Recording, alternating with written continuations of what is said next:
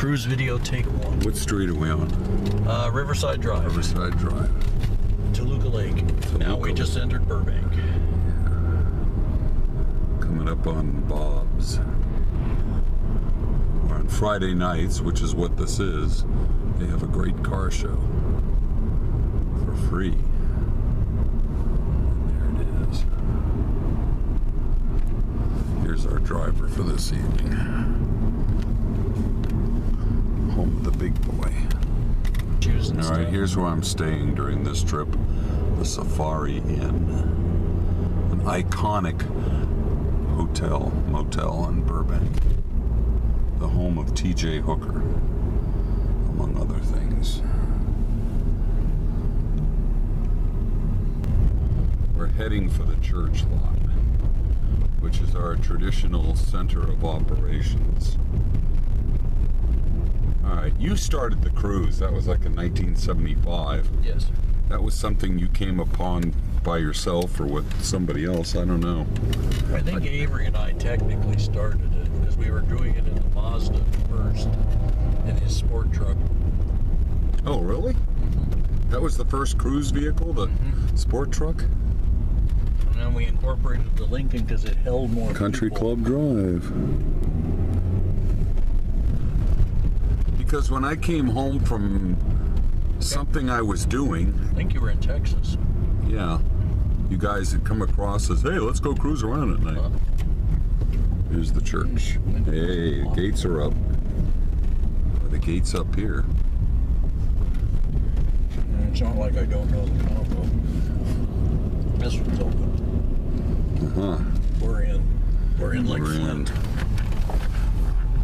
This is the Mormon church building. We used to find lovers in the church lot here and chase them out with high beam lights in the upper lot, which is now closed. You can't see anything up there. Yeah, the lights are still off here. This is prime trouble time. Yeah, look. Yeah, the lights are out. It's very romantic. See, look, you can see all the cigarettes and the other stuff. All right, first stop, Avery's Alley. Number one. Where we used to lose people. Very effective. And I-5 sign. Notice we are driving at a sane speed. Yeah, which Usually at this point we were about 80. And this stop sign was not here at that time. Oh, okay. Now note it says, no. Dead end. Dead end. Dead end. Right there. But is it? Okay, here we go. We're going up Avery's Alley. And oh my gosh, it looks like we're trapped. Haha. But no, because there's this street, private drive, and there used to be a clock over there we would check. And we're going down the street. Up. Yeah, okay, up the street. And now there is a drop and a sudden left turn here, which usually leaves people impaled on the mountainside here. Whee! The great discoverer, Hernando de Avery, just discovered this spot. And now they're waiting for us to come out back on the other block because it's a dead end. But we've disappeared. We turn off the lights and then we coast down and we're gone. Fooled again.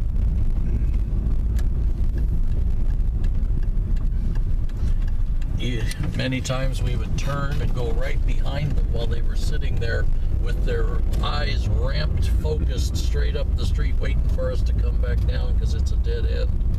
But we never did. It is not dead end, and we were not the dead end kids. No, I think we'll go up Mr. Toad's Wild Ride. All right, Mr. Toad's Wild Ride. If we could get people to chase us as far as we're going, you know, some would, some wouldn't. We would get over here and head up Thurber in Glendale. Actually, Thurber's in Burbank at that point. People don't realize it goes over further up here. And there's so many dead-end offshoot streets up here. If we could get ahead of them far enough, and with a 460 cubic inch V8, I didn't usually have too much trouble at that point getting ahead of them.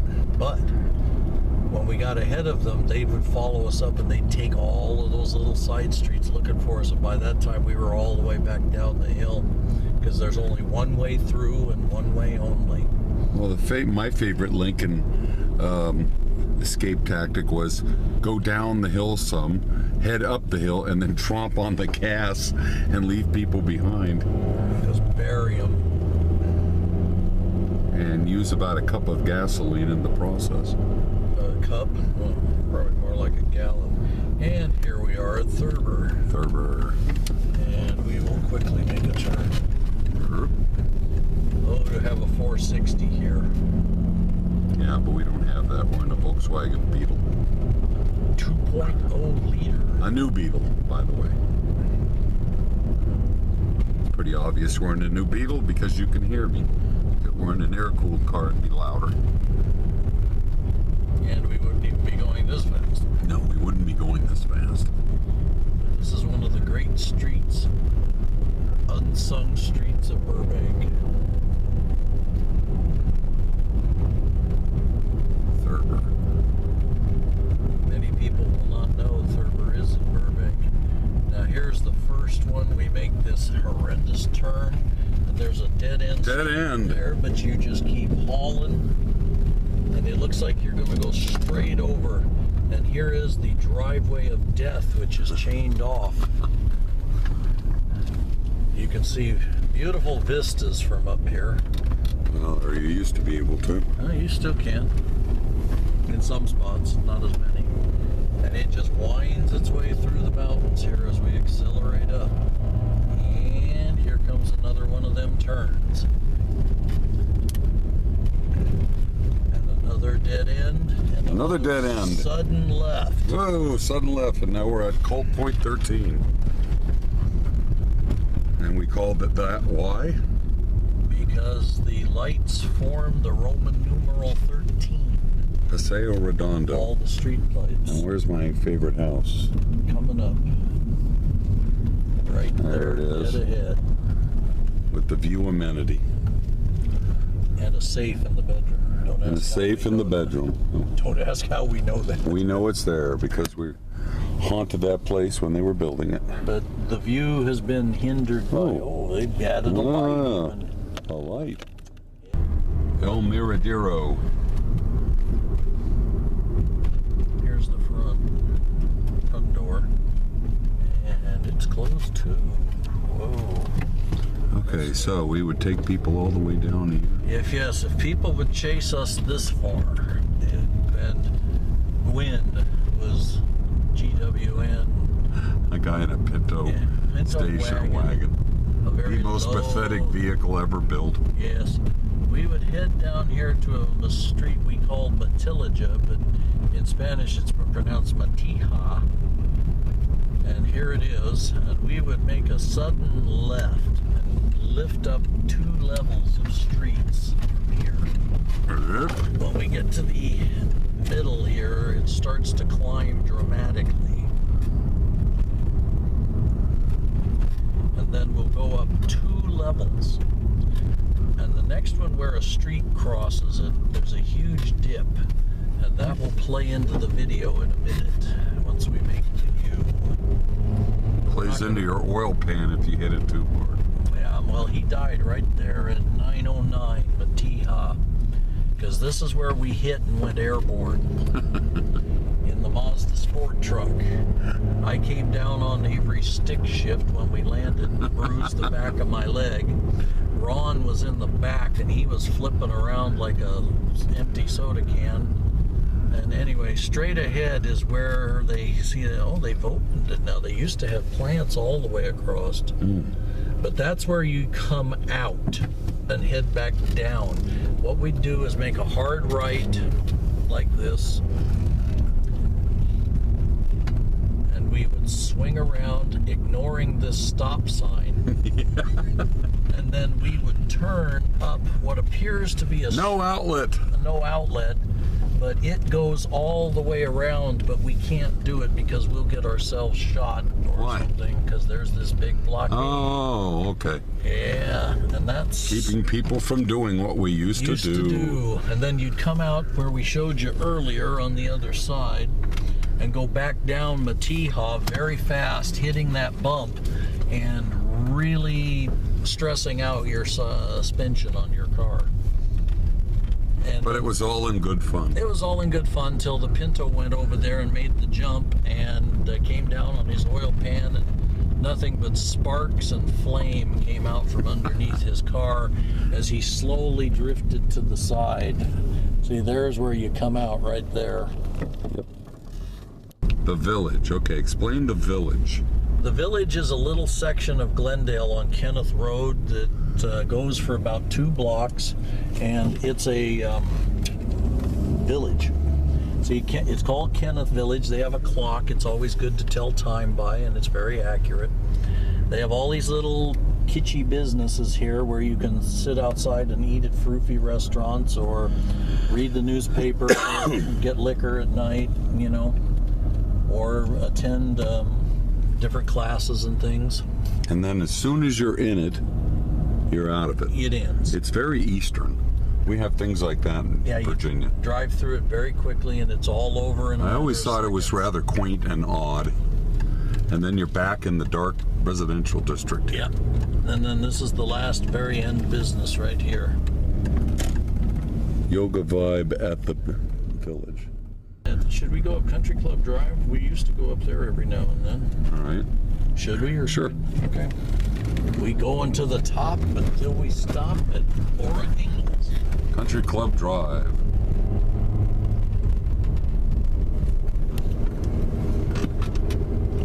Up we go.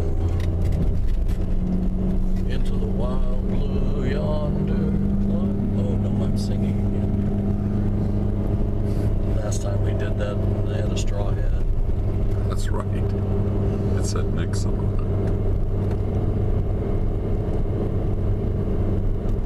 it. Now, if we were down in there, we would probably find coyotes. Now, here's where... Is the police range up that way? No, that's over in Wildwood. Fire danger high today. Now, this is Old Country Club Drive. The original road used to go through the canyon to our left and head up, as you can see here, where it comes out. That's where the old country club is down in there, or what is left of it. Where Johnny Weissmuller used to live. Yes. And now you're in a foreign country up here, most looking Bavarian Alps looking, with all of these very old style houses.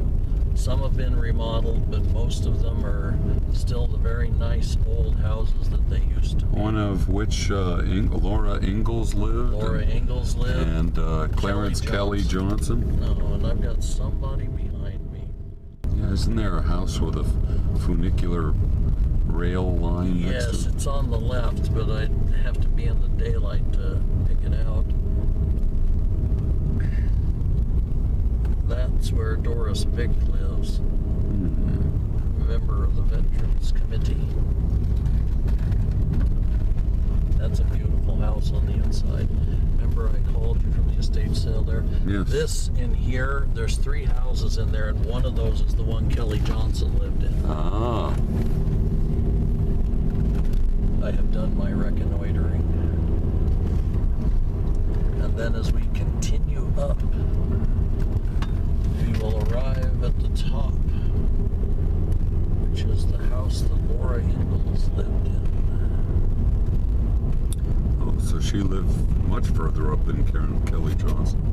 Yeah, she lived in 2 different places up here, and the second one was when she got out of prison, was down by Doris Vick, 2 doors up, which is close to Kelly Johnson's. But when she was, before she became a Nazi spy. In the 1930s. Yeah, she lived all the way up here on the top end, according to the census records.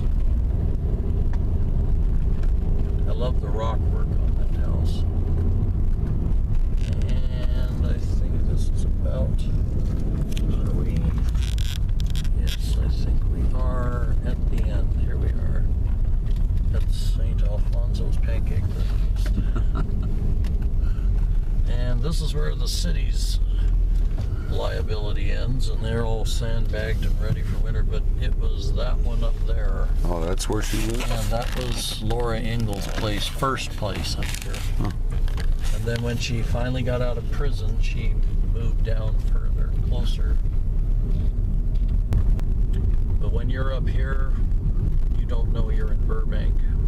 Very few people, I think, who live in Burbank down in the valley actually know this place exists up here, and the beauty of all of these nice old houses.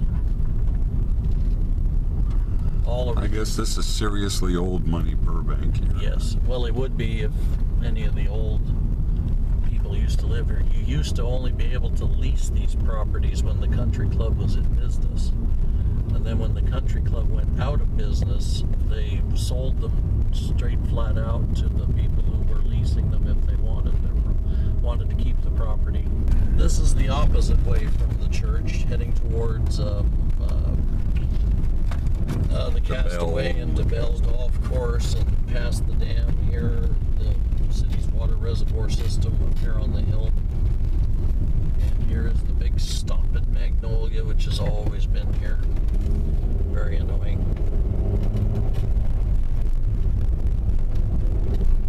And off of Church's Court, you can see the Verdugo Fault. That is correct. We'll be passing that in just a second. Well, actually, the Verdugo Fault follows the street more or less off to the side, right? Yeah, here's Church's Court. Yeah, basically Sunset Canyon is the Verdugo Fault, because there it is right there. Not less than 50 feet to our left. Now we're turning up the backside of DeBell past the par 3 golf course. The lower little pitch and putt thing that's 9 holes. Very fun to play, actually. They now also play frisbee golf up here. Oh, really? Yeah, which I like. Stream, I think they call it. Or Yeah, something like that. And just before you head up the hill to the Castaway, where you see those lights coming down, and here is the Castaway sign. Yay. We turn off and head off to this side road. There's not enough light for me to focus. Oh, very sorry. Focus. And now we're moving through here. This is the backside where the funicular railroad used to go up to the Castaway. Funicular, is that right? Funicular railroad. Yes. Up the side of a hill. The dark reaches of the upper DeBell Golf Course were splitting the... Here's a place that has garlic bread as good as smokehouses. Smokehouse. Yep. And there is the golfer statue. DeBell himself. DeBell Golf Club. Yep. And then straight across is the driving range, which is open late for your Driving pleasure. Driving pleasure. Up now is what they call Wildwood, or the Nature Center. I don't know if we can get up, because they have a gate.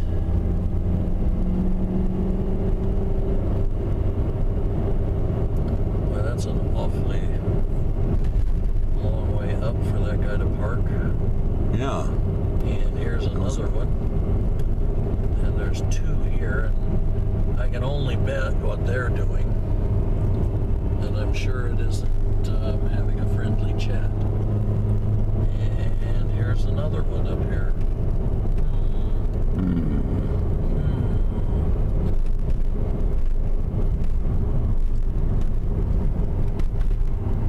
Yep. And here we are at the famous Stowell Canyon Nature Center. We're heading down here to, hopefully, Stowell Park will be open, the gate will be open. Other gates have been open so far, so I'm not... Ugh. There we go. That's a killer bump. Let's see, is or is not. It is open. Oh my goodness, are we in luck tonight? See if we can see any roaming packs of coyotes. We We are heading past the driving range, high fence area, and Stow's famous huge parking lot. That's new. And we arrive at Stow Park.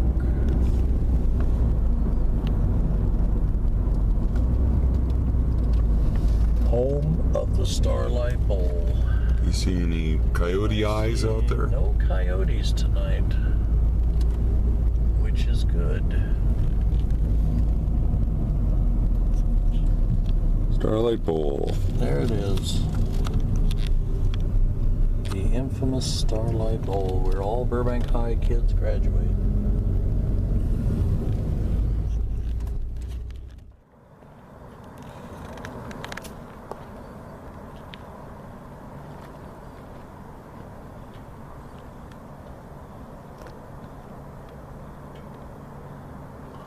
The roar of the city.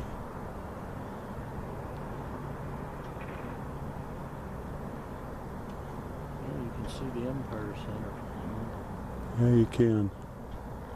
formerly known as Lockheed. Wish it were Hence Lockheed View Drive.